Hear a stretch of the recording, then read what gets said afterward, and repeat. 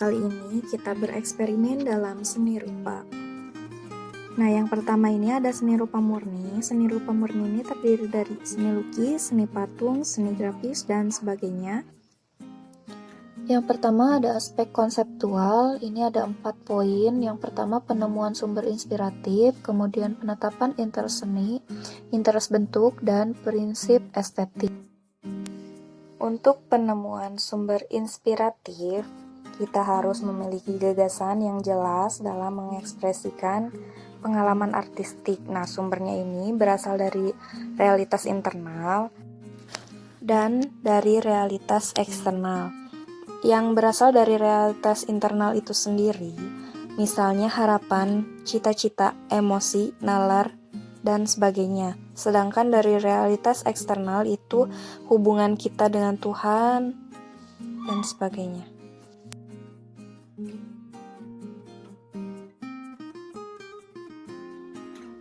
Poin B, penetapan interest seni. Nah, di sini kita dapat berkreasi secara optimal. Pada dasarnya terdapat 3 interest seni. Nah, yang pertama ini interest pragmatis, yaitu menempatkan seni sebagai instrumen pencapaian tujuan tertentu. Misalnya tujuan nasional, moral, politik, dakwah, dan lain-lain. Yang kedua, ada interest reflektif, ini menempatkan seni sebagai pencerminan realitas aktual, fakta dan kenyataan kehidupan. Dan realitas khayali, yaitu realitas yang kita bayangkan sebagai sesuatu yang ideal.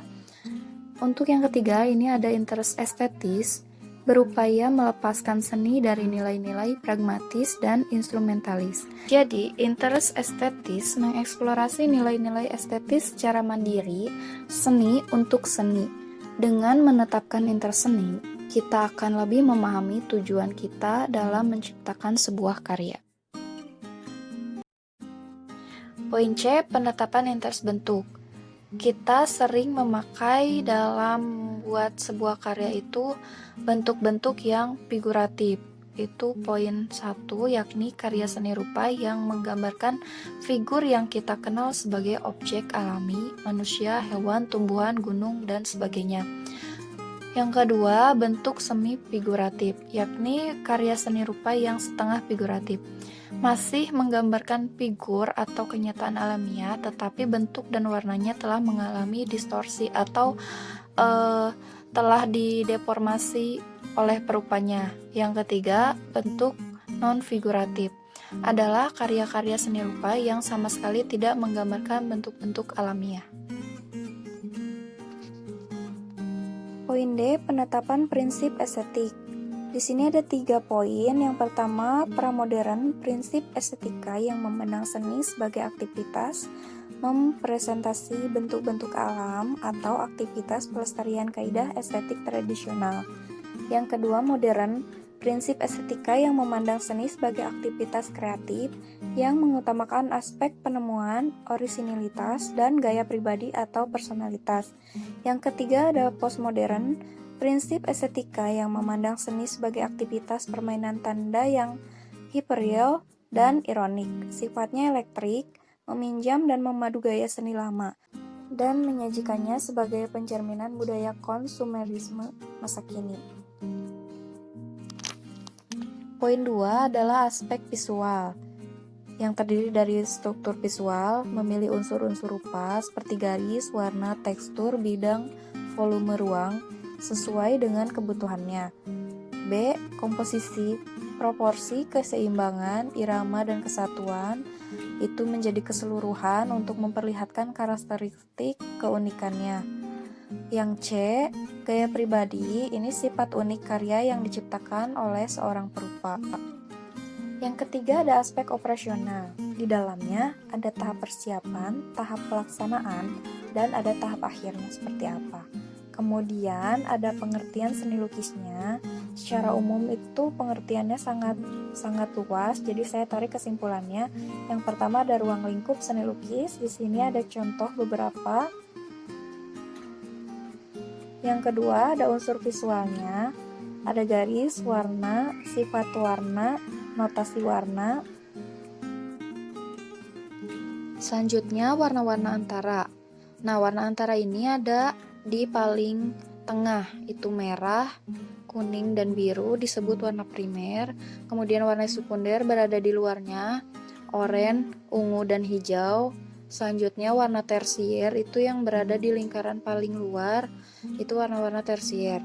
Kemudian warna hangat dan warna sejuk. Warna hangat itu didominasi dari warna kuning, orange, dan merah. Selanjutnya warna sejuk itu diambil dari biru dan hijau. Selanjutnya warna kromatik dan akromatik itu warna putih, hitam, dan abu-abu. Kemudian warna objek dan warna pigmen. Ini ada contohnya. Kemudian warna pigmen.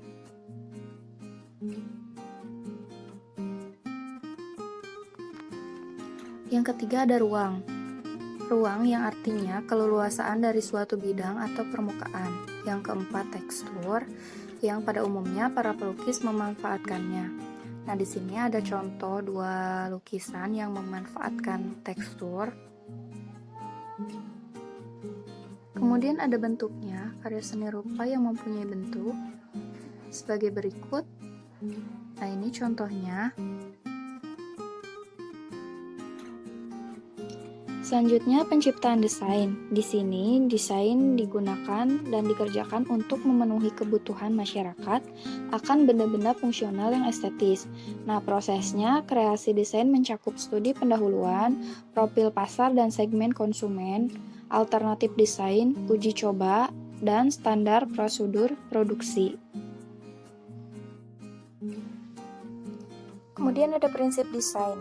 Di sini dalam prosesnya, kreasi seseorang mendesain biasanya memerlukan pengetahuan dasar tentang keselarasan, kesebandingan, irama, keseimbangan, dan penekanan.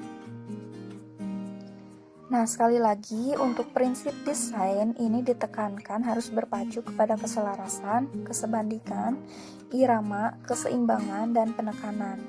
Nah, di sini ada contoh karya desain. Nah, mungkin itu materi tentang bereksperimen dalam seni rupa.